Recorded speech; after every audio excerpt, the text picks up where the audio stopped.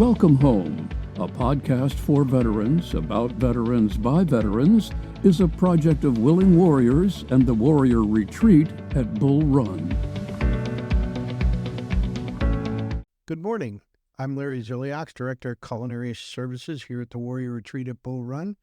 And today our guest is Sarah Ford, the Executive Director of the Warrior Retreat at Bull Run and Willing Warriors, the parent organization. It's been a while since Sarah's been with us. She was here with Diane Polk, our Director of Operations, in Season 1, Episode 2. So been more than a year, actually. And I thought I'd ask her to come back and we can talk about what's happened in the last year or so, or especially this year, and what's coming up, what the future looks like. So, Sarah, welcome to the podcast. Yes, thanks, Larry. Thanks for having me back. I was beginning to wonder if I didn't do a good job the first time. It's been a little while. No, we've been pretty busy. So you're busy. So I'm glad I could finally wrangle you into coming down into the basement. Yes.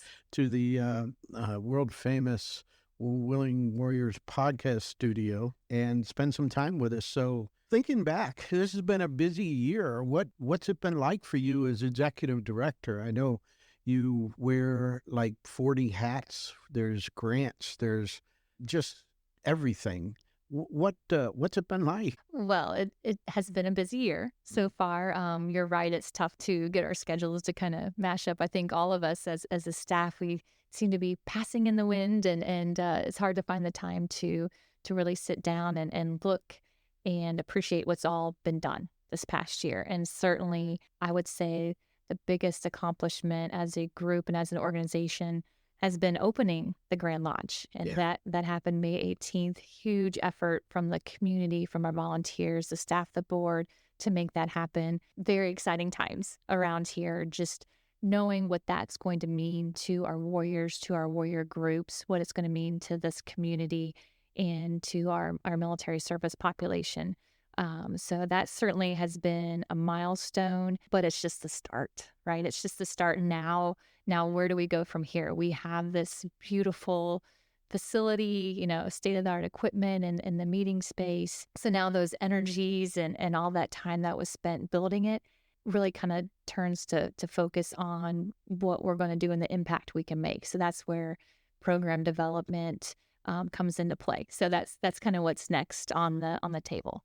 So take us back to the very beginning of the Grand Lodge. Kind of walk our listeners through what it takes to build $1 million Grand Lodge. There was ideas of a third house. Right. Then it kind of switched to maybe a community center. Then back again to a house with enough meeting space to accomplish the kind of goal of being able to provide programs for veterans and active duty soldiers. But thinking back, I mean, it was initially a meeting with PenFed Foundation, I think.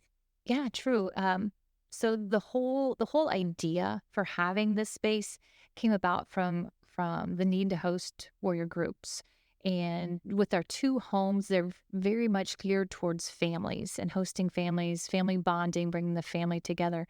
Not quite as equipped for having larger groups. So to have 20, 30 warriors come at a time, not from a family, but individuals to come. We just needed the space where they could all be in a room together, receive some, whether it's counseling services, educational services, whatever the need may be, that they could meet.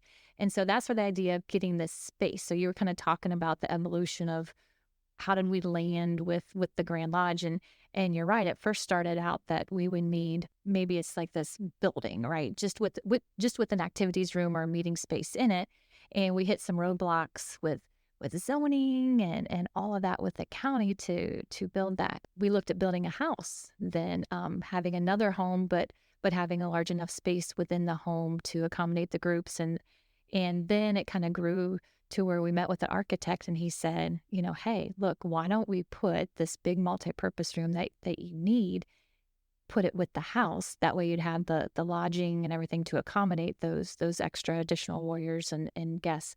So it just, happened and kind of evolved along those lines. And we just knew it was meant to be. It was kind of one of those aha moments like, oh yeah, that would be perfect. Makes sense. Yeah. And so our co-founder, John, he was searching and he has experience in real estate and building. And he found this house plan and just felt drawn to it.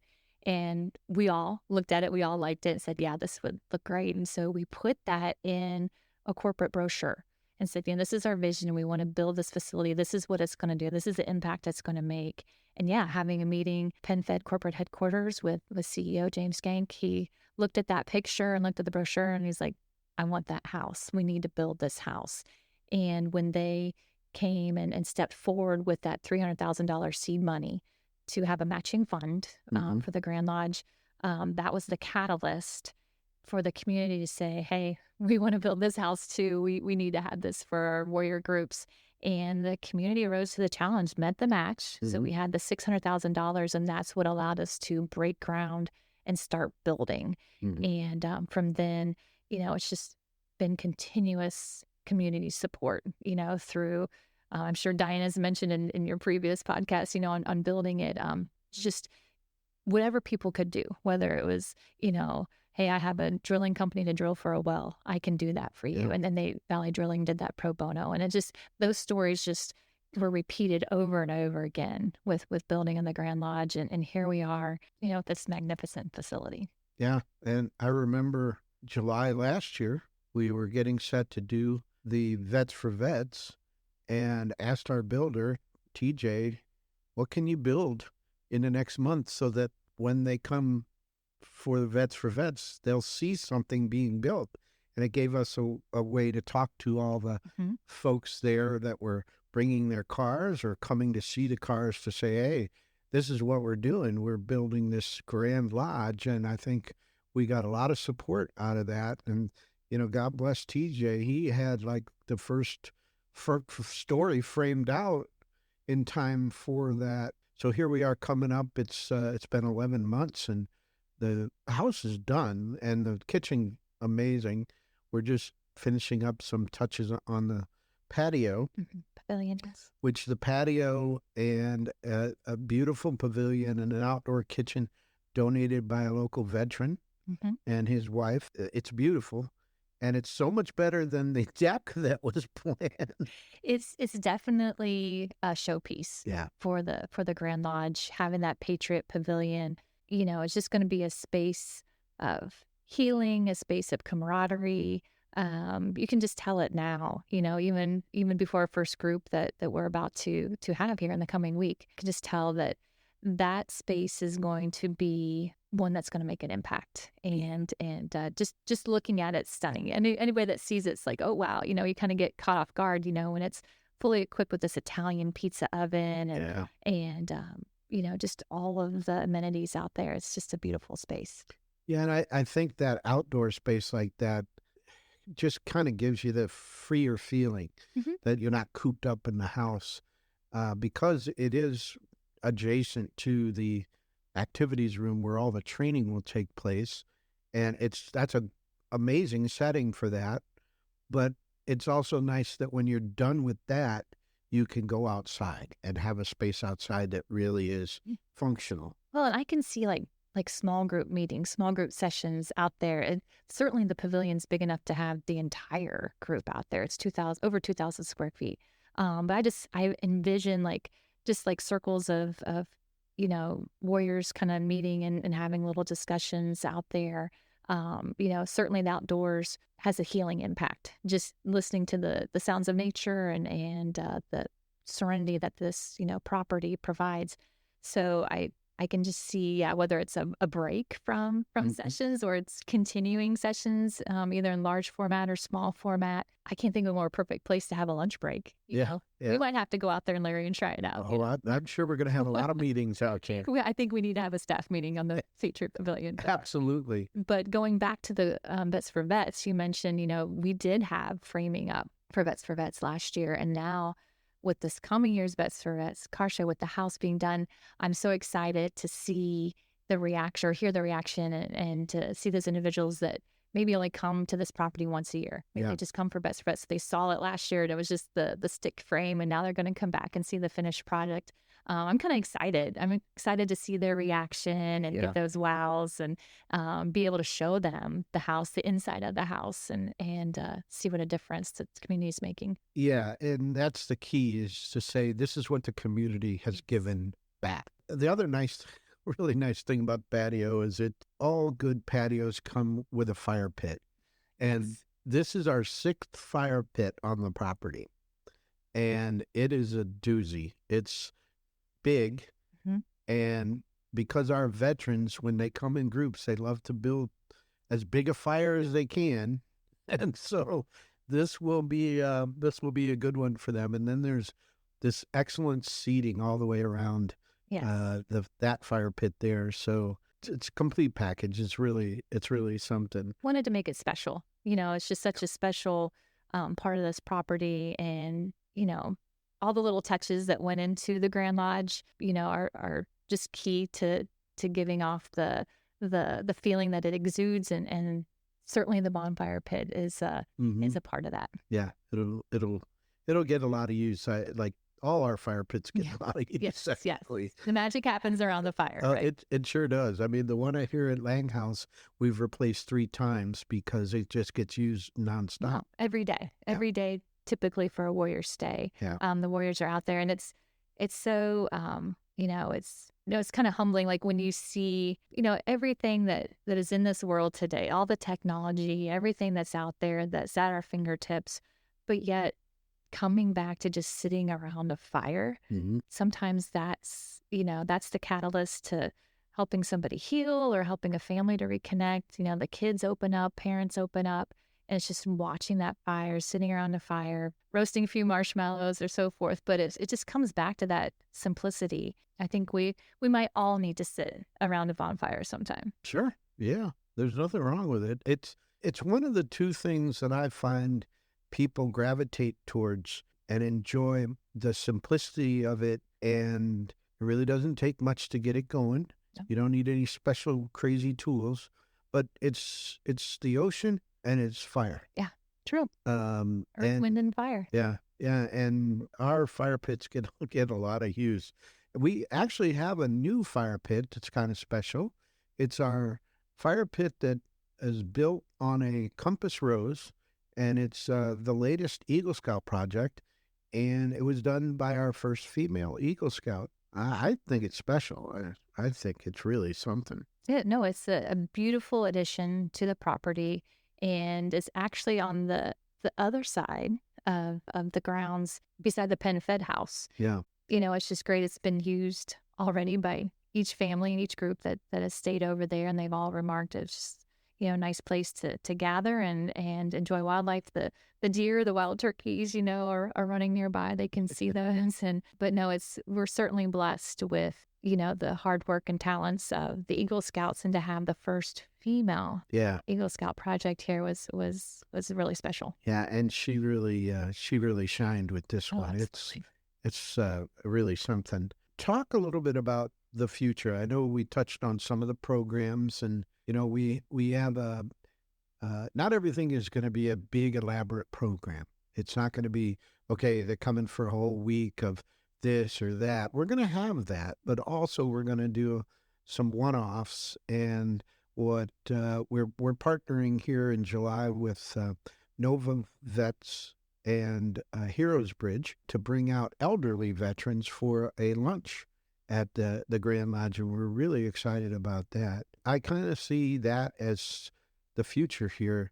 We'll just be popping in these 1-day, 2-day training sessions and maybe meetings like that, using just a certain aspect of it. Yeah, no, absolutely. We, we want to make this property accessible to our service members, to our veteran population, and we want to reach as many as we can. And we know we can only host so many warrior family stays as there are weeks in the year.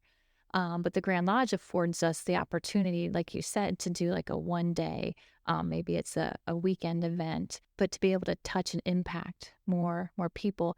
And I love this partnership that you worked together with Nova Vets and Heroes Bridge to bring these older veterans out here to enjoy the grounds. We don't want anybody to be forgotten and anybody's service to not be recognized as it should. And we know that certainly, especially with our older veteran population, that many of them, did not get the welcome home that they deserved, and were quite frankly treated very poorly by their communities when they came back home. And so it's nice for us to be able to give an opportunity to say, hey, thank you.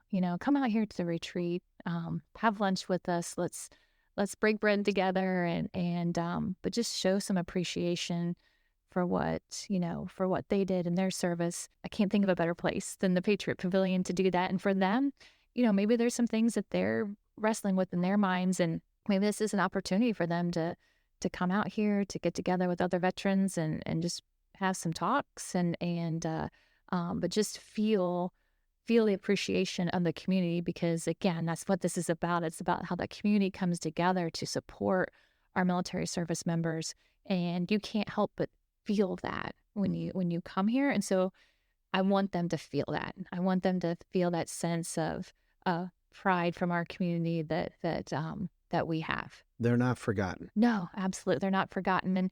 And other military groups to come out, or other organizations that support the military. There's so many organizations that are doing so much good, and we can provide kind of a common ground place where we can come together and just provide support for those organizations, and just the different military groups. There's so many groups that get together that have a Facebook group, or somehow follow each other on social media, and maybe get together once a month or something like that, and just in support of one another. And we want to kind of tap into that too and say, hey, let's do maybe an event at the retreat. What's the need? Is it, what are you seeing out there? Like, is it more support for PTS? Is it the Operation Save the Number? Because we have a program out here where we get everybody together and tell them about the impact of Operation Save the Number, so they know, hey, put this number in your phone, put it in your buddy's phone. Even if they say that they don't need it, well, maybe they'll run into somebody that does. So to put that number in there, but just the education that can come from having that space, it's limitless. I do see, maybe we're members of Northern Virginia Veteran Suicide Coalition and Northern Virginia Veterans Coalition, having meetings of the organization using the facility there. It's just, it's limitless, really. We just have to figure out the schedules and what it costs to function and things like that, which makes me think about grants and grant writing. And that is, we struggle like every nonprofit out there for funding. And what are some of the ways that maybe our listeners could help us find grants or get funding? No, great lead in. I love that, Larry, because there's so much that we could utilize the support of our Willing Warriors family and of this community, finding funding resources. So if you work at, maybe it's a DoD, provider, contractor, corporation that has community outreach funding, vetting us into that, or saying, hey, I know this great organization that's doing good for the community and for our service members, Willing Warriors, and just making the connect between us, and your company, your organization would be huge, because, I can look at all these companies online and find all these great things, great programs that they have, but you really need to kind of be vetted in to those. And companies love to support organizations that their employees believe in. Yeah. And so as an employee, if you could say, hey, I've been to the Warrior Retreat, or, I've checked them out and I can see they're doing good work and they're good stewards of funding. Yeah. So that would be huge. And just looking for, other avenues, other resources out there. And certainly, there's been creative ways. We've had somebody that their employer sent out an email, say, hey, suggest to us some organizations that you believe would would benefit from some funding. And so different people have nominated us with their employers. Some employers do matching funds. So if you make a donation, your employer will match that fund to the organization. Many possibilities, but certainly, helping to open doors for us would be huge. But I know UVA Health, just hot off the press, UVA Health is actually giving us some grant funding, $5,000. Oh, wow. Yes, to support a special program at the Grand Lodge to bring the moral injury program to first responders. Oh, wow. So, looking at, new avenues and new programs, how can we work together in the community? Because really the community as a whole benefits and it's working together. So it's partnering with organizations like UVA Health, which has such a strong presence here in the community and certainly is a big advocate for mental health and so forth. Like when we can work together, we only make the community stronger. Sure. And it's a great way for us to give back to the community, to thank them from the support, for all their support, is to try to reach out and help first responders in our own community. They need a place to really address some of the issues that they encounter, and they have issues with PTS and TBI, and so us being a resource, I think, is fantastic. Just to sort of follow up on what you're saying there, I like the idea of come out and learn about us and then go back to your company and say, hey, you guys should take a look at this organization, maybe do a service day when all the employees can go out and do something. And the easiest way to do that is we have an op tempo here where we do 3 guest days in a row and then we take a week off. And during that week off, from March through November, that Saturday from 9 to noon is Beautification Day. And so you can go to our webpage, you can sign up on there under events for Beautification Day and come out and pick up sticks, weed, paint, do the things that we just can't do because there's only 6 of us. And we just can't paint the fence. It's also give you a chance to learn about what we do, to see the property, which makes a huge difference, to tour the Grand Lodge, and then go back to your company and say, hey, here's a great way to support the military community and veteran service organizations and military service organizations. So the other thing that I really want our listeners to know is that if you do have some funding avenues that you think we can take advantage of, to reach out to Sarah. Our number here is 571-248-0008. Just give us a call and ask for Sarah. Really, we can use all the help that we can get. There's no doubt. So, interesting story. Was attending an event at the Regency here at Dominion Valley. Regency Women's Club has done a phenomenal job. We were charity of choice this year along with Crossroads. And so attending this event and a gentleman came up and asked about our trash service, right? And so he asked if we were paying for our trash service. And I said, yes. And, this is how much we pay. And he said, oh, you should be getting that free. He said, when I first was at the retreat, way back when, 2014, 2015, I had an account set up and they said that they would provide free, trash removal. And well, that company was bought out and a new company. And so that fell off. And he said, I'm going to reach out. I was like, okay, I didn't, not that I didn't believe that he was going to reach out. I fully did. I knew that, that's considerable expense for us and so forth. But he made the call, reached out, went to the top, the executive staff there. And here we are now. Our trash removal service is free. So sometimes it's not about just a flat donation, but it's getting those kind of connections and getting those services provided for. And it takes a load off of our, sure, monthly financial responsibility. Yeah. So, just having connections and resources, things like that prove to be invaluable to us. Yeah, every little bit helps. Oh, absolutely. And another way that our listeners can help us is with CFC.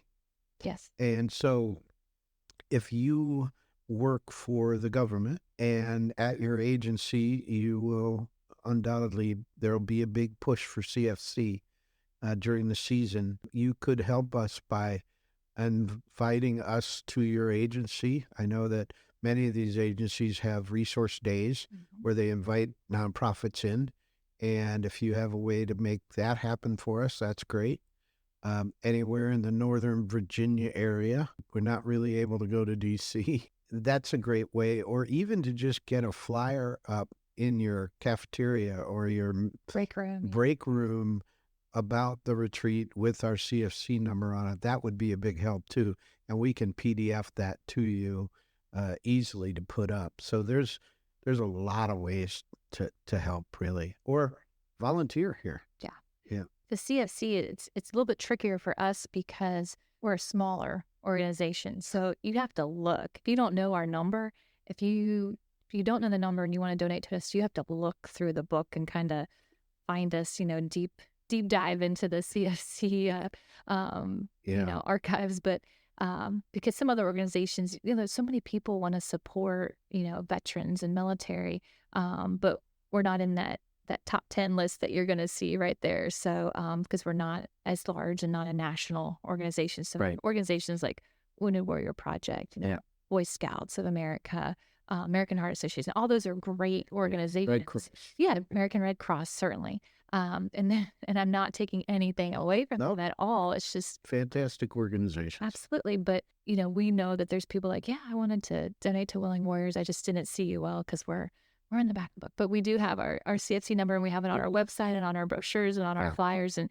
you, like you said, posting it in a break room or at your organization and say, hey, this group is doing good, check them out and consider supporting them would be wonderful. That would really be great. So where do you think we're going to go from here? What's the next? Well, we have the gala coming up, and that's always amazing. I'm going to get Diane Lunsford, our events coordinator, to come on the podcast. I'm very excited to get her in an upcoming episode to talk about all the events. But the gala, I know you work hard on, and it's your favorite thing in the whole world. What's this gala going to be like for you this year? Well, to go back to what's next, I know what you want me to say, and that's building this tiny house podcast studio. I know that's what you want me to say, Larry. Yes. So if there's a listener out there that wants to build Larry a tiny house for his podcast, just reach out.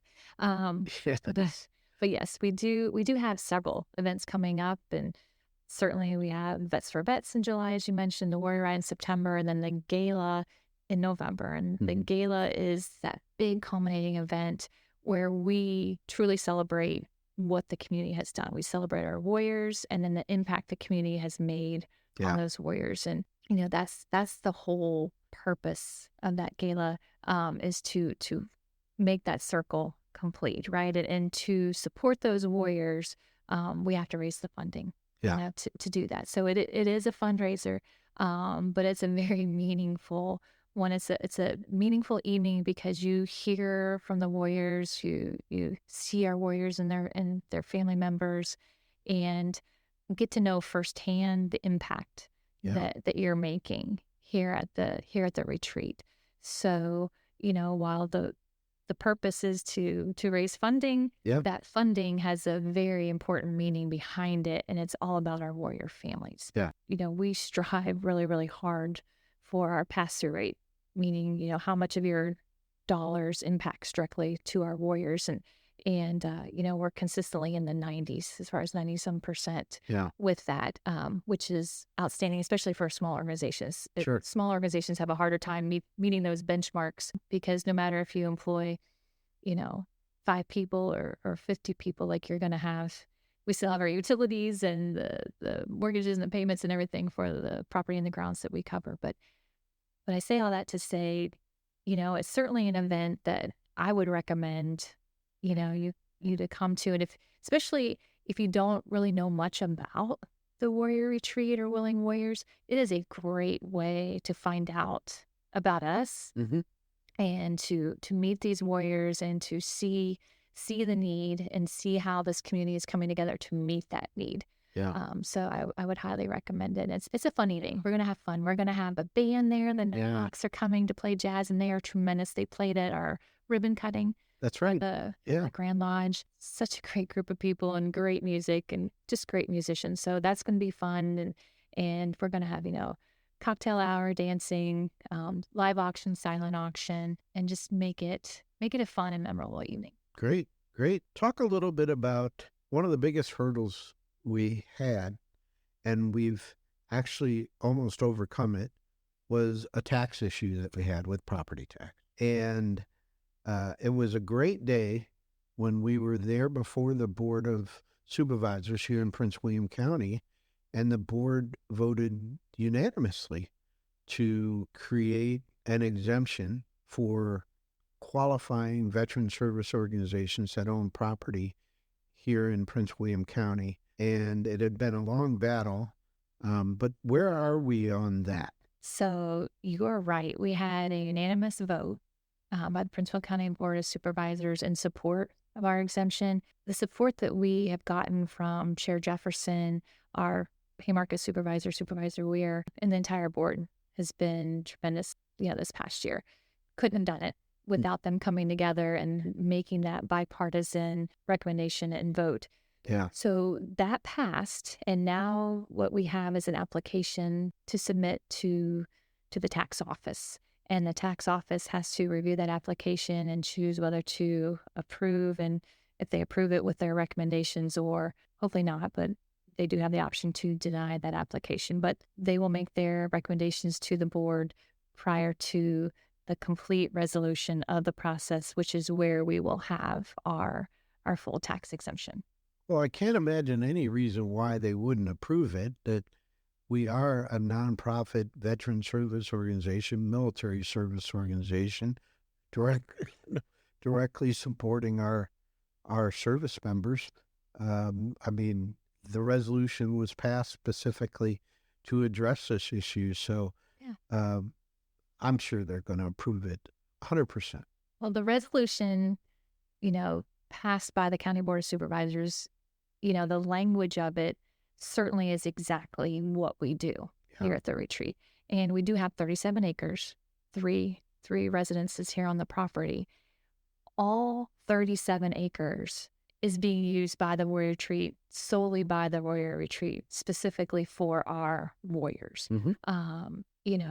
The 37 acres that we have is what makes the retreat so special. And it's the ambiance that it creates. It's the ability for the warriors to take the track wheelchair and go out through the wooded area. Take the trails. Go with their kids. The kids run through the woods. They paint rocks, and they'll hide the rocks in the woods. These kids get to be kids. They get to play. They get to roll over logs, and they dig up worms, and they're playing with sticks and just the fun freedoms and joys of being a child. And they're rolling down the lawn, and so they're using our 37 acres. Yeah. So I think, the only thing coming into question is, does this whole property, the 37 acres, does it serve warriors? And the answer is 100%. Absolutely. Yes. It is 100% yes. Every single inch of this property has been walked on, has been, cartwheels, done across. There's no other possible purpose. Right. Clearly. And the warriors use, Larry, you've seen it. They use all of the grounds. They go out to the gardens. They'll sit in the serenity garden. They'll go out to the vegetable garden, get some fresh vegetables. And the kids want to know, what's this? What's that? You've educated children on what a cucumber, looks like. This is a cucumber that you see in the store. This is what it looks like, growing on a vine. So they're learning, they're exploring. We have the playgrounds all around, the fire pits that you mentioned earlier, all throughout the grounds. So yes, it's a resounding yes. Every single acre on this property is used to benefit the warriors, and there's a purpose. There's a purpose for it. Well, we'll keep our fingers crossed. Hopefully that'll come to a resolution here pretty soon, because that taxes that we have been paying in the past were substantial. Yes. Especially for such a small organization like ourselves. So what's the biggest thing the most important thing you want our listeners to know about the Warrior Retreat as we kind of wrap things up here? I would say to those that think that there isn't such a need now for the retreat, because you're not seeing on the news, you're not seeing, where we have thousands upon thousands of troops deployed and engaged in this battle or that battle. But just because you're not seeing that, it doesn't mean there isn't a need and that there aren't service members that are injured, that are ill, that are dealing with mental health crises. As we know, the Soldier Recovery Unit at Fort Belvoir is full. Mm-hmm. And Fort Belvoir, has the Army's most critically wounded right there at the Soldier Recovery Unit. That's here in our backyard. Mm-hmm. So there is a need, for warrior family stays, for warrior group stays here at the retreat. You should know as a community, we're meeting that need right here. You don't have to look far to see some organization that is truly doing good. We say as our vision, we want to be the nation's leader in how we care for our wounded and ill and injured active duty veteran service members. And I believe that we're meeting that vision. We are setting an example. We are showing what a community can do, because it's not what Larry's doing, it's not what Sarah's doing, it's what the community is doing. And we're really providing that blueprint to say, hey, this is what needs to be done, and it can be done the right way, and it can make a huge impact. It can save lives, it can save families. There is that need, and we are meeting that need right here. Yeah. Well, listen, thank you so much for joining us and giving us this great update. We really appreciate it. For our listeners, if you have any questions or suggestions, you can reach us at podcast@willingwarriors.org. We'll have another episode next Monday morning at 5 a.m. Until then, thanks for listening.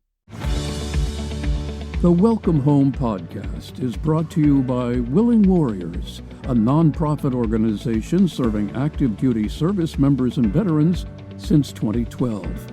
To learn more, please visit our webpage at willingwarriors.org.